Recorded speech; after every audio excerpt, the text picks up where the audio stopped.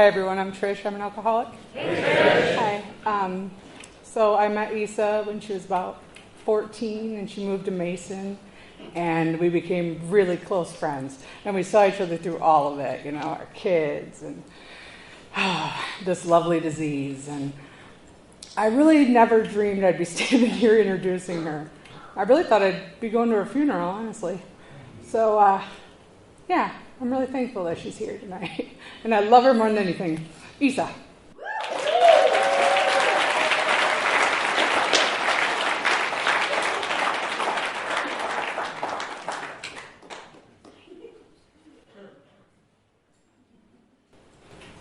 Hi, my name is Isa. I'm an alcoholic. Hi, Isa. Right. Wow, what an honor to be here. There's so many people.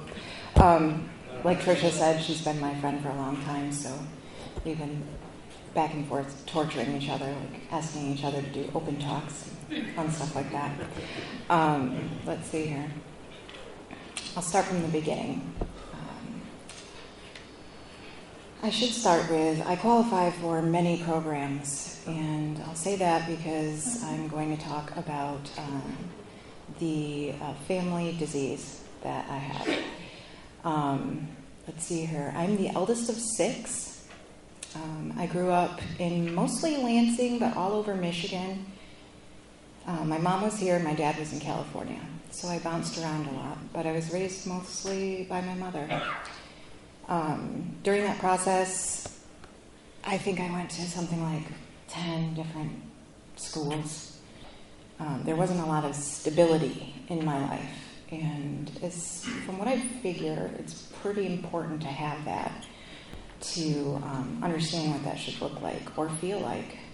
Security, it's a big thing, important thing.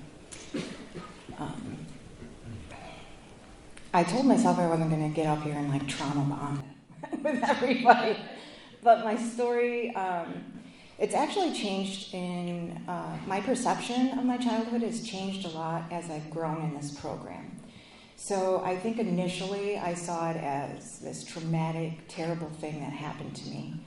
And as I heal, I realize that it is a part of what made me who I am today, and I would not change a thing about it. That being said, I did experience quite a bit of sexual, emotional, and physical abuse. I only bring that up because I think it's important for me to mention, because that was kind of the ground line for the way I felt about myself. It was my introduction into shame. I was too young to understand that I was not the problem, that something bad had happened to me, and that I was not a bad kid or person or human or whatever that is. And I held on to that belief for a very long time. I tried to hide it from everybody. Part of growing up back and forth and all over the place and being the eldest of 6 is a lot of fighting. Wherever we went, like that's how I made sure like my sisters and brothers were safe. And I could do that for them because I was a badass. And I held that belief, and that's kind of how I made my way through most of my childhood. I also want to add that there was a lot of fun in that. Not the beating people up, but like my childhood. I did have all of these experiences. My mom tried really hard. She was a single mom.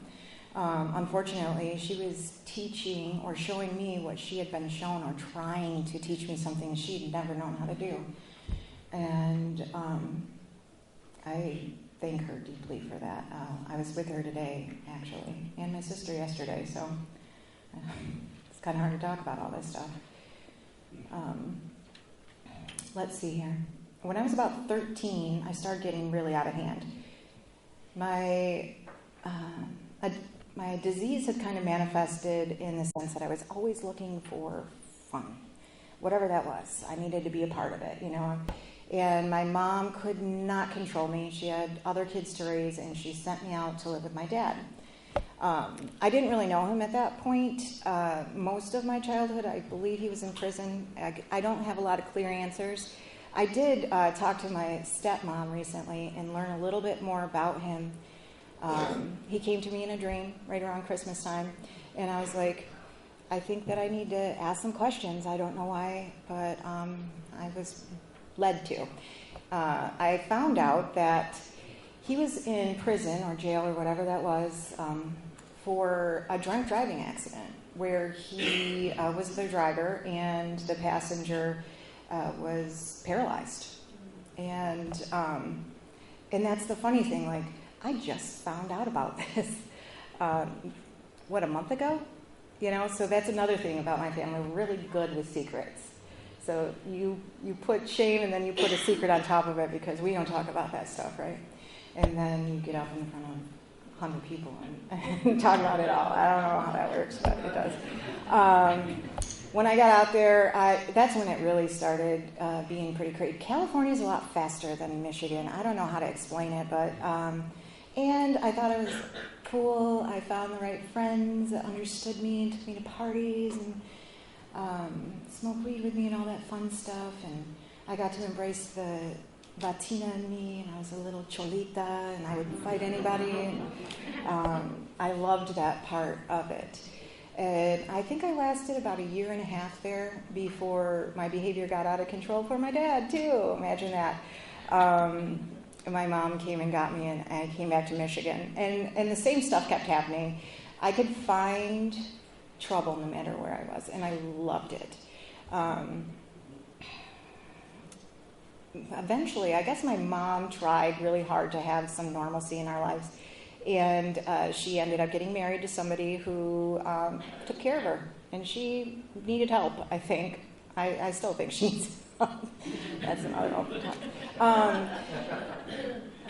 So we moved here to Mason.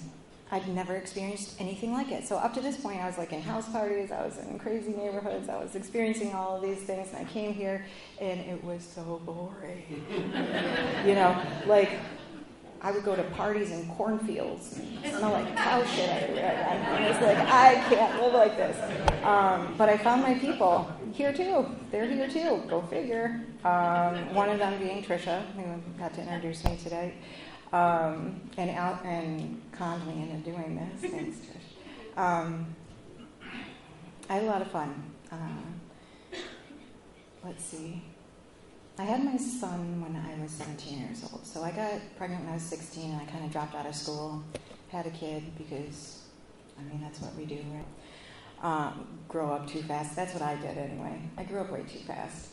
And when I was thinking about it, I was driving here, and it took a few hours to get here. And I was taking that time to pray and center myself and think about what I was going to say. And I had all of these little epiphanies about what my life was like. And I remember I had my son really young, and I had no idea how to parent. I was terrified out of my mind. I still believed that I was a mistake and a bad person, and I didn't want to put that on him. So I ran away from him and that. I gave him to my mom to raise. He was probably about 4 or 5 years at that point.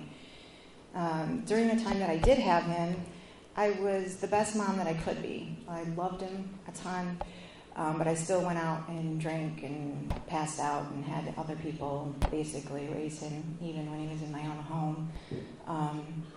But that was another awareness for me, is like the manifestation of the disease, the self-centeredness of how I behaved. Like everything was about me.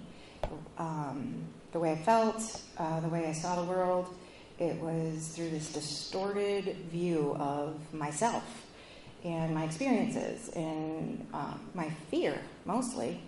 I took that time, went out to Colorado, had a fun life, lived, went different places, did things, left my son with my mom, and about 2 years or 3 years into that, I found out that my son's father had died. And I remember being in Colorado and being like, well, shit, my kid's an orphan now. You know, like I couldn't lie to myself anymore about that. I was like, I need to get back and start taking care of this person that I made. And I came back and didn't know what the hell I was doing. My son was completely off the rails because he had never known me, really, or rules or any of those things. And I worked really hard to establish a healthy life, or what I thought would be what I should do for him. And I got a job, and I got two jobs, a few jobs, and built a life up. But I would like to consider myself a binge drinker at that point. So up until this point in my life, I would consume anything put in front of me in not in moderation, in party all night. But then the next day I'd get up and go to work, and I was okay, And I surrounded myself with people who did the same thing, and it seemed really normal to, I don't know, all the stuff I did. And I kept that up for a while, and I did pretty good at it. And I started getting grounded. My son started trusting me again, and I had my life pretty balanced. And I had turned about 30. I decided that I was going to get healthy because I was getting so old. Oh, God. And I started working out all the time, and I was eating really healthy, and I was doing all of these things that I needed to do, and my life was so great. And everything was speeding up. I don't really know how to explain it. I didn't even recognize when it was happening. I started getting these crazy thoughts. I'm like, I need to quit my job and put all my things in a storage unit, and because I'm going to move across the state for Kalamazoo Promise. My son will have free college. And mind you, I'm completely sober at this time because I'm getting healthy, right? So I stopped drinking, I stopped doing drugs, I stopped doing everything. Working out was my obsession. And I just kept going. And at some point, I just lost complete connection to reality. And looking back on that, I don't know. I was diagnosed with all sorts of crazy shit, like bipolar, schizophrenic, blah, blah, blah. When I'm telling you that I was losing my mind, I had auditory hallucinations. I didn't know up from down. I remember at one point, does anybody know where CMH is? We're connected to the DHS on Jolly's here. So I was taken there one day, and I had this idea that I was going to dissolve. And I was taken there because I needed some help, but I didn't know that. I was trying to save everybody. So my great idea was that I was going to take off all my clothes. Most of my stories start with, I'm going to take off all my clothes and jump in a dumpster so that I don't dissolve into the groundwater and infect everyone with insanity. And this is the fun part about going crazy. At least it was for me. I remember every crazy thought, thing, experience I had during that time in my life. And that particular experience got me put into a state mental hospital. And I was there for a minute, quite a few minutes. They were deciding whether they were going to keep me for a year or however long. And they were putting me on a lot of heavy medication, and they gave me an option to fight it and an attorney. And mind you, I'm still pretty crazy at that point. So I didn't really know what was going on, but I knew that my son needed me. So I had to get out of here and get better again. And so I was like, got the attorney, fought it. They were like, okay, you can leave here, but you have to take all this medication and in order to be out. And I did. No problem. Sure, I'll do whatever you want. Now, the problem was that when I got out, the medication made me feel basically like I was swimming underwater all the time. It didn't take the crazy away. It just took my ability to act crazy away. And I think that's what medication does, right? I mean, that's what it did for me. Let me put it that way. So I was trying to rebuild my life, and I was on so much medication I could barely hold my head up most of the time. And I had to work, and I had to make money, so I was like, I'm going to stop taking this medication. I stopped going to my appointments. I don't really know how that worked out since I was basically court-ordered to, but it's really easy to fall through the cracks if you're really trying to avoid things. It can happen. But I still had the disease, or whatever it was, spiritual awakening, mental breakdown, whatever, and didn't know how to cope with it. And I turned to what had always been a comfort to me, and that was pills. I tried alcohol, But I needed to consume so much all the time that I couldn't function. I was one of those fun alcoholics. Like, I would get, what do they call it, binge drinking, blind drunk. I'd crash cars. I'd do terrible things. I just couldn't keep a job and drink at the same time. It just wasn't in my DNA. But pills, you could take a few of them, go to work, blah, blah, blah. And I kept doing that for a while. And as I did that, they became harder to find. At some point, I remember I couldn't get them, and I felt really sick. And I was like, oh, I have the flu. This is terrible. It turns out I did not have the flu. I had developed some sort of addiction, whatever that is. And my body really needed these things. I couldn't afford it anymore, and it just got worse and worse and worse. So, of course, as I'm sure many people can relate, I moved on to harder substances. And as that happened, my life became more and more chaotic. It basically fell away. I stopped taking care of my son again, and started being, I guess, homeless. I kept it up for a little while. I could keep my bills paid and stuff, but at some point I just couldn't do it anymore. And that's when the real fun started happening. I have so many stories in that time, and I try not to bring open talks. I don't know are the best time to really tell you guys everything that happened, but an example of the insanity for me. I decided I wanted to get clean. I didn't want to live like that anymore. I went to a detox center, and I'm like, I'm going to get well. This is going to work for me because I want to be a mom. I need to be a mom. And I went there, and there was this lady. She kept telling me, come on, let's go. You don't have to feel this like this. And I'm like, no, I really need to be here. I want to be a mom. And I think you only have to ask me 3 times before I say yes to almost anything. And so I left. I left with her, and I was driving. At this point, I was living in my car, which is pretty highfalutin. I mean, I didn't realize it at that time, but I had transportation. I had somewhere to sleep. I had somewhere to keep all my stuff. And we left. I'm driving, and I was so sick. And she was like, "Here, take this." And I was driving, and she poured a bunch of pills in my hand. And I looked over, and I was like, by that time, I'm pretty well acquainted to this kind of thing. I'm like, I don't recognize those. Oh, well. Huh. And I took a whole handful. And at some point, I was like, oh, I'm getting really tired.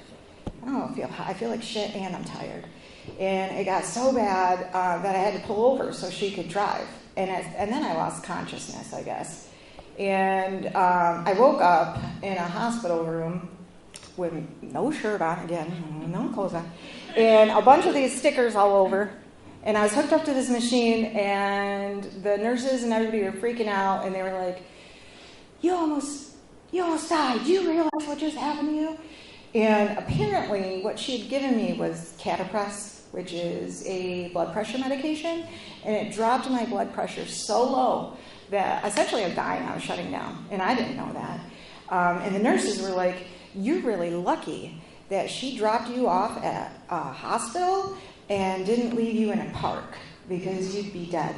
And all I was concerned about was that bitch stole my home. And what am I going to do now? Where am I going to go? Now I don't have anywhere to sleep. I better roll back to detox. And I went there, and I stayed okay for maybe 3 months, something like that. And that lasted for, I think, 4 more years. It only got worse. And I would constantly try to get well. And I think at one point I decided detox wasn't enough. I was going to go to treatment. That fixed me up. And I went to treatment, and I brought all of my distorted thinking and self-centeredness and all that fun stuff with me. And threw my ass around, and nothing was good enough, and they didn't understand, but I did make it to my first meeting. That is what treatment was good for me. I made it to a meeting, and I remember thinking, what the hell cult is this? Everybody's trying to touch me, and they are all old, and they drink a lot of fucking alcohol, and gross. And that's really what I thought. And so I didn't last very long. I got out of treatment, went right back out. And I would go through these cycles. I'd be like on a roll or on a run or whatever you call it for months at a time. Then I would decide I needed a break. That's what I considered it at this point. I would always tell myself, I want to get well, but I wasn't willing to do anything to get well except for go to a treatment center, detox, and then get back out. And it was a never-ending cycle. During this time, I no longer had a house in my car. It was insane because I was working as a waitress at Zeus's. I don't know, they closed down, I heard, which breaks my heart. But and I would go in there with all of my clothes in an Aldi's bag. And all my clothes, I'm talking about pajamas, because if I had my work clothes on, that's my only daytime clothes. And then otherwise I just had on whatever I could find in all of my toiletries, and I'd go to work and I'd put it in the back room and I would pretend like I was okay. I actually believed that shit. And I thank God for those Albanians, because they kept me employed for 3 years and they should not have. I remember one time going to take an order and pulling my pen out, and it was a syringe. Let me take your order. And they knew about that. And they would sit me down and they would be like, we believe that you can that you're worth this. And I'd be like, you're out of your frame. I'm not like you. If you don't know, because you don't know what I've done, and you don't know what I've seen, and you have no idea. And I loved that, terminally unique and all of that fun stuff. Nobody could understand how I was. My friend Trisha would go in, because you could never find where I was, because sometimes I'd be sleeping in a laundromat, and sometimes I'd come up with enough money to stay in a hotel, and sometimes I'd be at a friend's house. All of these different things, but she could find me at work. I was pretty consistent with work, which is crazy to think about now, honestly. Well, I needed money, and I wasn't too good at tricking. I just wasn't. And so she would come in and she'd be like, you need to get well. I'm taking you home. And she would let me detox on her couch and be around her babies. And sometimes it would last, and then sometimes I go right back out. But part of the Trisha detox program was always like, you don't need dope. Let's drink alcohol. So much classier. God bless your soul. And at some point during this, I went to treatment again. And I got out and I was like, I'm going to take this serious. I'm going to move to sober living. And I went to a sober living house and I started going to meetings. And I don't know if it was required, but I started going to meetings. I was getting more desperate, basically. And I went into the East Club and I was like, oh, this is familiar. There's a bar over there. I know where to go. I walked right up and I was like, I don't know anything about this, but I need a sponsor. In the bar, that I don't think that's what that lady was there for. She goes, hold on. And this woman walked through the door, and she goes, hey, Margie, come over here. This girl needs a sponsor. And she was like, fuck. And, but she did what we do, and she said, come here. Let me explain what I need you to do in order for me to be your sponsor. And she did all of those things. Like, I had to meet her there daily to read. And I could barely read the big book. I mean, it's hard enough for me to read it now. But when I was early in recovery, I couldn't pronounce half the words. That was also part of my homework. I had to take a highlighter and highlight the words I didn't know so we could go back over it and what it meant in the context of the story. It was a lot. But I managed to start working the steps. I also managed to continue lying. And here's the thing. Step one requires a lot of honesty. It's one thing to be honest to other people. It's a whole different animal when you start being honest to yourself, right? So I'm telling myself, I'm not using drugs, I'm fine. But I'm going to make my mom some wheat cookies, and I need to eat one and make sure they're good. And I would do that, and then I'd go and get a coin, and I would feel like a POS because I'm sitting here putting coins in my pocket and eating weed cookies and hanging out with all this dope stuff because that's what I still knew, in 1 foot in, 1 foot out. But I managed to string around 9 months, and for me that was the longest I'd ever gone since I could remember, like really since I was a child, without using. And I did not stay clean, but I did get indoctrinated. I started to understand. I started to see. And once you see, you cannot unsee. Even if you're not honest with yourself, it creeps in. It creeps in the cracks, no matter how much you avoid it. And I held that recovery, those steps, that knowledge, in, I want to say the back of my mind, but it was like somewhere in my belly because it just was with me and it hurt because I knew better. And continued going out another few years. It got worse and worse and worse. During this time, I have no idea where my son is. I feel like I'm doing him a favor by never talking to him, or my family, or anybody else for that matter. I hated myself. I remember I was still at Zeus's and I was working, and a table of people from the program came in. I didn't work mornings, so I didn't like mornings. So they were usually morning people, but they came in on an afternoon, and I was like, fuck. I could not hide from them. They were in my section even. I was like, oh my God, I paid another waitress to take care of this table because I did not want them to look me in the eyes. I was so ashamed. There goes that shame thing again. Do you think that anybody that was sitting at the table would have been mean to me? Fuck no. They would have hugged me, and they would have welcomed me, and they would have asked me how I was doing, and they would have meant it. But I was terrified of that. I didn't want to let anybody in. That would not be, it would make the lie harder. So all of this avoidance and everything was really easy for me, and at some point I got word that my son was using. And I hated myself. I could not get clean for myself. I tried a million times. And I heard he was using, and I thought about him being in the situations that I was in. And it terrified me. It scared me. I probably stayed out for another month after that, but I hated my life. And I thought about him every second. And I remember I was in this place. It wasn't even a spot. I don't even know. It was a trailer. It smelled like happy. It was really weird. This guy was mad because he thought I had dope, which I did, but I told him I did not.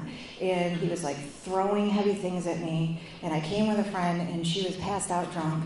And I couldn't get her off the floor to get her to the car. And I was just, it was too much. And I stood in the middle of this place, and I go, I am powerless over my addiction, and my life is unmanageable.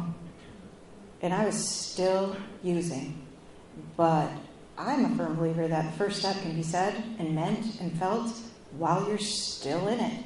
If you've been exposed to it, and you know, because all it is honesty, right? So all of a sudden I got really honest with myself. I'm like, I can't fucking do it. I was terrified. I was like, get me out of here.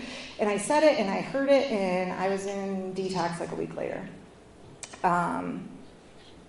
I wanted it this time. Not for me. Not for me. And people will say that. Oh, you can't do it for yourself. It can't be an outside, and it has to be for you. Bullshit. Because I did it for him. Because I hated myself. But here's the thing. You could do it for someone else. But if you're doing it right, it starts to be for you. And that was my experience. All of a sudden I started like loving myself. Or, well, I don't want to go that far. But I started appreciating life again. So I get up here to treatment.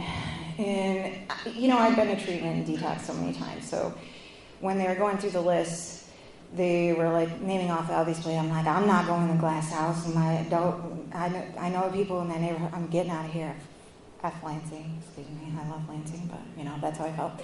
And I needed as far away from it as possible. And they were like, well, there's a treatment center in Alpena. And I was like, I've never heard of that. Send me there. And I went there. And mind you, I still only had my Aldi's bag. I didn't have shit. All my bridges were burned. Even the people that loved me, I didn't really know how to look at them because of all of the grimy stuff I did and to them and not even telling them at that point. And so I go there and I am depressed. I remember sitting in this chair in treatment and this counselor's like, and I was like, and you know how you do when you got a blanket on and my head was down and I was barely participating, and she was like, do you even want to live? And I was like, no, I don't know. I don't know. And it was like I was giving up or something, but I was still just hanging on to that. My life was unmanageable, I was hanging on to that. I'm like, I can't go back to that shit. So I stuck around for a while, and I got as well as you can. I could walk. I came in, let me say this, I came in with abscess in my legs. I couldn't walk. They had to put me on IV antibiotics. I was near death. My body was. My soul, I think, had already died at that point. And so I used treatment to get physically well. And I already had some, AA stuff and knowledge. And, I just want to say, since my story is so all around the world about this, I am so grateful that the only requirement for membership is a desire to stop drinking, because I don't want to drink. I don't want to drink. And we all belong here because we're human beings that don't want to drink and need to live. And I needed to hold on to that because I got into this program up there, and it was even more different. People were even older and whiter, and I didn't have much understanding of what to do, and I was afraid of everybody, and I was pretty sure they hated me. But I kept going, because what was I going to go back to? And I would go to meetings, and I developed this foundation, and I found this sponsor who was amazing, and I picked her because I was out of treatment at this point. I was staying in the homeless shelter that was up there because I had nowhere to go and no money or whatever. I got 3 jobs the first week because if I'm an addict, alcoholic, we can get some shit done. And when I decided I was going to fix my life, it was like a freight train. I got 3 jobs. I was like, I can do anything. And I did. But I fell asleep at a meeting, and this lady hit me, and she's like, you don't do that here. And I go, ooh, she scared the shit out of me. You want to be my sponsor? And she did. And she walked me through the steps. And I did them. And I stuck around Alpena, and I started working at the treatment center. I was there 5 years as a technician. All the while, I'm going to meetings and learning about the steps. I struggled a lot. Usually, I do open talks and I talk about what it's like for each step, but this time I was called to talk about some other things. And I can say this about my experience with working through the steps. I had a hard time with the whole God thing. I had to find my higher power in the principles, in the good orderly direction, or whatever they say. And that worked. It did. We started incorporating some honesty, hope, faith, goodwill, all of those things in your daily living, and you do recover. And that had to be the people in the program were my higher power. And I did amazing things. I stayed in treatment, or I worked with people in treatment. I helped people. I gained some self-esteem. I stayed clean and sober. I didn't want the women to keep getting out and going to they would go back to the same cycles, and I would see it over and over again, and they were scared to go to a homeless shelter. Maybe their lows weren't that low yet, or I don't know. And I was like, you know what I'm going to do? I'm never going to sober living. And I did. And it was amazing, and I was pretty proud of myself, which is probably a downfall. But I was grateful to be able to help so many people. And I got to be in their lives, and my favorite thing about recovery is watching somebody come in the way I was in treatment with my blanket over my head and all miserable and hating myself, and then watch them come back to life, like it comes back. And I thrived in that. And I had these amazing friends, and they were all in recovery. And my friends that I'd had my entire life were joined the program. They got sober too. I was like, what the hell? Life is good. Life is really good. And then I got a call. I think it was, I should say this. I'm backtrack. I got to Alpena June 1st, 2016. That's my sober date.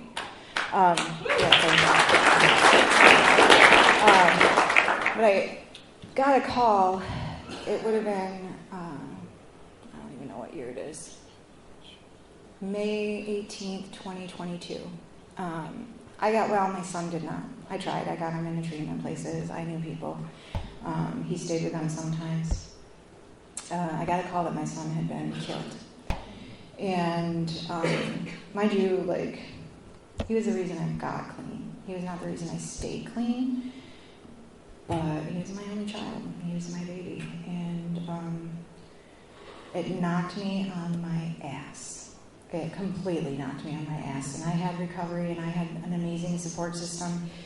And I mean, the program enveloped me, the people in it. And I did everything I was supposed to do. I haven't really been able to talk about this, without getting really emotional or losing my train of thought, or wanting to hide it, honestly, because that's my grief and that's my pain. And it was one of those things that I was really protective of. No mother should have to. The last time I laid eyes on my son, it was in Louisville, Kentucky, and it was by far the hardest thing I've ever done in my life, to see him like that. And a friend drove me down there in the program, go figure. And I left the place in shock still and went to a meeting. And the thing about going to a meeting there was that it was inner city. And I felt so alone, and I shared what had happened. And immediately everybody there had told me a story about somebody they had lost the same way in a violent act. And I felt the connectiveness that we have in this program, like people are willing to share that with me.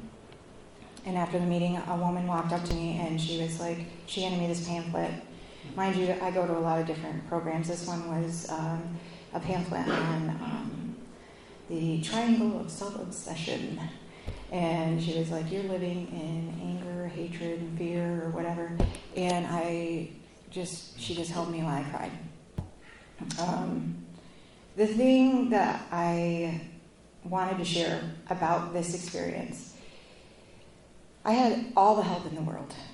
And I found it in this program. But I started to develop resentments still about this program. I would go to meetings, and women would be sharing about how obnoxious their kids were, and I'd be like, fuck you. You have a kid. But I wouldn't say that, and I'd sit there, and I'd love them, because that's what we do in the program. But I would be dying inside, and then they would read the acceptance reading, which is my favorite chapter in the big book. I know it's not like the big book, technically, it's a story, but it made me feel welcome in the program, because if you ever read, acceptance is the answer. He had a lot of the same ailments that I did. So I related to that. But people would read, nothing, absolutely nothing happens in God's will by mistake. And I was like, fuck you. Mistakes happen. And this is a mistake. And I held on to that. But luckily, the people that I had built my life around, the program that was there for me, did not leave my side, even through the ugly stuff, And the best way I could describe it is that maybe my soul left my body. That's how it felt. When I look back at pictures of that time, there was no light in my eyes. And the only thing that kept it tethered was the program and the people in it. And I still had this, good, orderly direction, but I didn't have any of that, concept of higher power. And I did everything that I could do to recover from the grief of losing my son. And I was not going to use, I knew that, because somebody had sent me, actually Trish, had sent me this open talk to listen to. It's Sandy Beaches. I don't know if anybody's ever heard of it. But he shared about losing his daughter the same way, violent act. And he said, I immediately forgave. And I said, I didn't relate to this. But he did say that he immediately forgave because he knew that that person was too far from God. Okay? That I understood because I'd been there and I'd seen it. And Dominic was too far from God. He was not a violent person, but he was in that world. And when you get too far from God, bad things happen. And I had to remember that.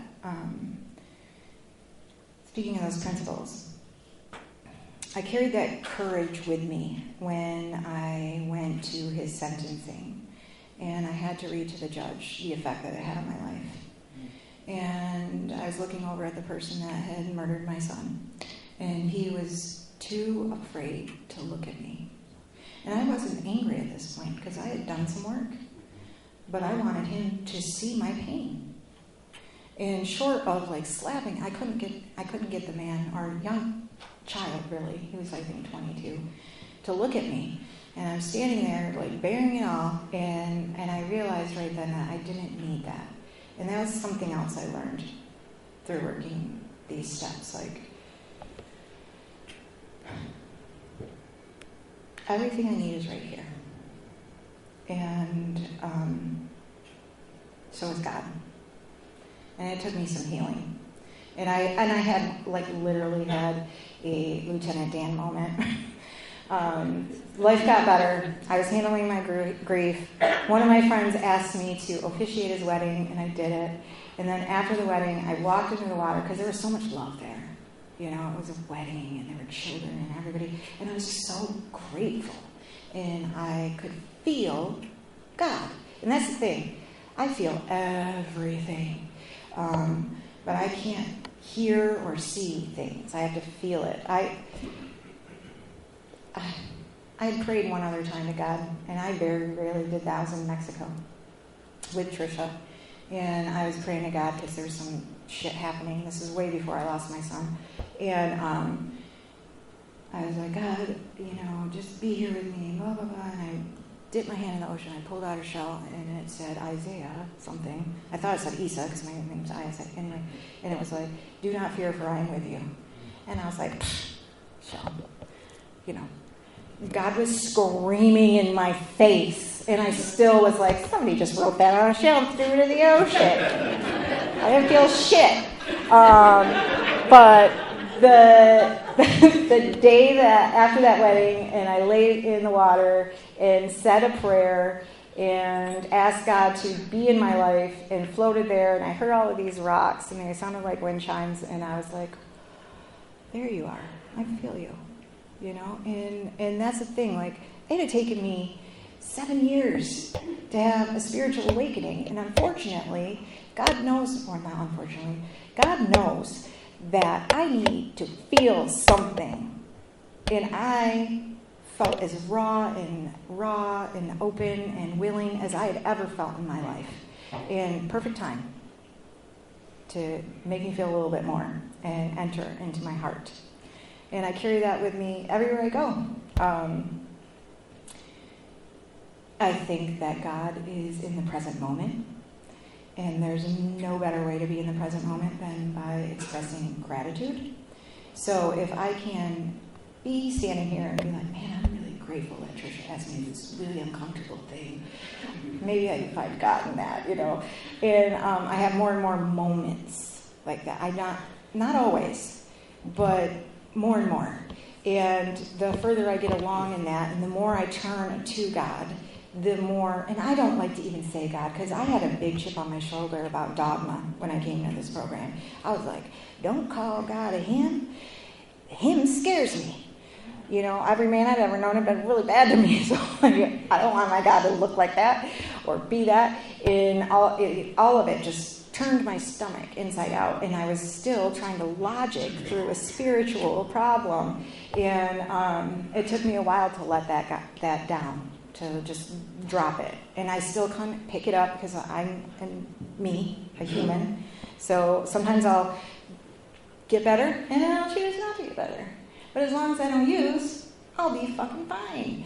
And that's just how the program works, And I hear more and more, and I see more and more. And as I stay connected spiritually and emotionally and physically even, I have to take care of myself all the way around. It's holistic. There isn't a part of my life that I haven't been working on. And as I do that and I grow, more doors open. I was given this opportunity to work as a family recovery coach, which was a gift from God, because I now get to stand there with the families. Not only am I an addict, alcoholic person in recovery, but I'm also a person who deeply loves addicts, alcoholics in my family, and I grew up that way, and I think we all probably could if we looked at it that way. One day I'll be in a hospital room with one of us on a ventilator talking to their husband or spouse or whomever, and that's a gift. The next day I'll be working with my teenagers, and they'll be crying, talking about how their parents in active addiction are hurting them. And I get to heal with them. I get to hold space, and I get to let them know that they're loved. And I get to look at them and think there's still hope, because it worked for me, And those are the gift of my program. It's not, and what do they say? More will be revealed every day, every moment, really. And I'm grateful. So that's all I have to say. Thank you.